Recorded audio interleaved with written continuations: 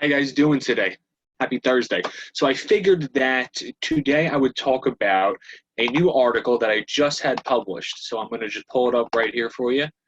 And really what I wanted to talk about here today was this idea of how to tokenize a building, a baseball card collection, Teletubbies, all kinds of other assets that aren't really liquid normally. And so normally what a asset is sort of defined by is how liquid it is, or how easy it is for it to be traded, it to be bought, sold, for that asset to actually change hands from individual to individual or institution to institution.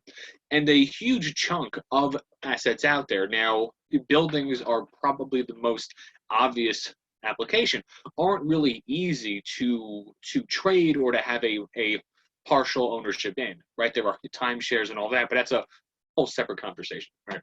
Okay, but the idea of how to actually, tokenize assets, and so I just had the opportunity to publish a piece that I've been working on and off for the last, I guess, 3-4 months with the security token group. So I'll post the hyperlink to the article down below. And I did just want to take a few minutes to talk about what this process is, how it works, and then sort of what the core takeaway items are. So the idea of actually having to tokenize an asset in theory is actually pretty straightforward. I would have an asset, be it a building, a car, artwork, whatever, but a building, right? And the building is worth $8 million.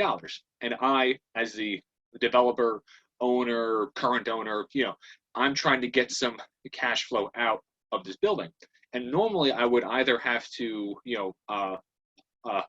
parcel out rooms, floors, other sort of tangible aspects of the building to outside users. But if I could tokenize the building, or actually chop up the value of the building, then I can actually transfer those pieces of ownership. And so here's where the conversation goes from easy to a bit more hairy, right?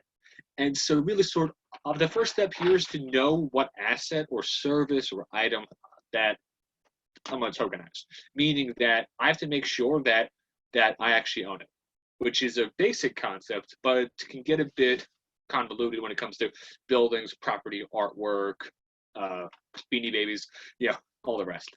And so after that is, ID'd, right? There has to be a proof of ownership, and there has to be a external valuation on the asset, meaning that after it's proven that I own it, I have the asset in question, I have to get some sort of external fair market valuation done, meaning that it has to be some external third party.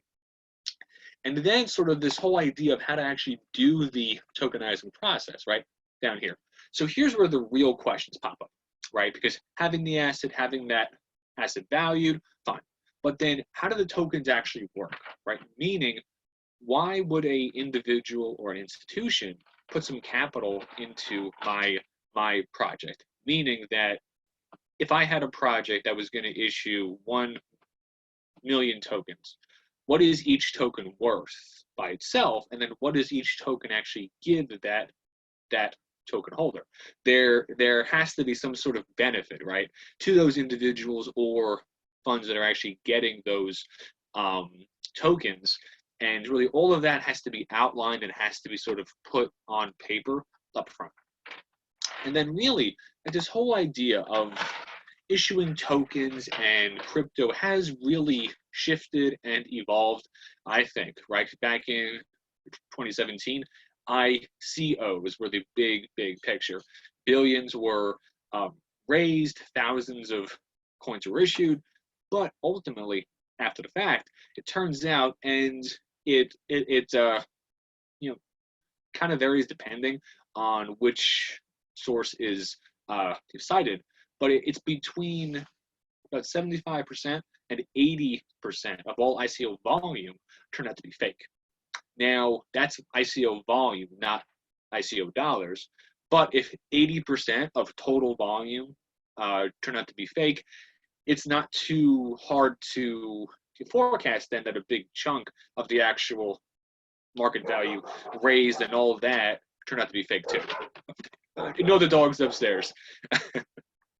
and so basically after all of this is outlined, then the tokens have to be issued. And so here's really the conversation connects back to a blockchain, meaning, do we have the right personnel? Do we have the right external help? Do we have the right hardware in place at the firm in order to actually get this up and running?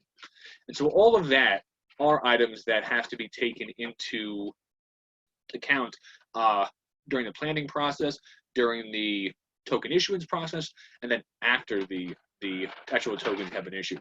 So the idea of actually being able to tokenize assets or to create new pools of capital, new pools of more liquid assets is a great idea, I think, personally, right? Because the more assets there are, or the more options there are for individuals and firms to invest in, then the better off and the healthier the overall market ends up being. So I'm going to wrap it up here, and have an awesome Thursday.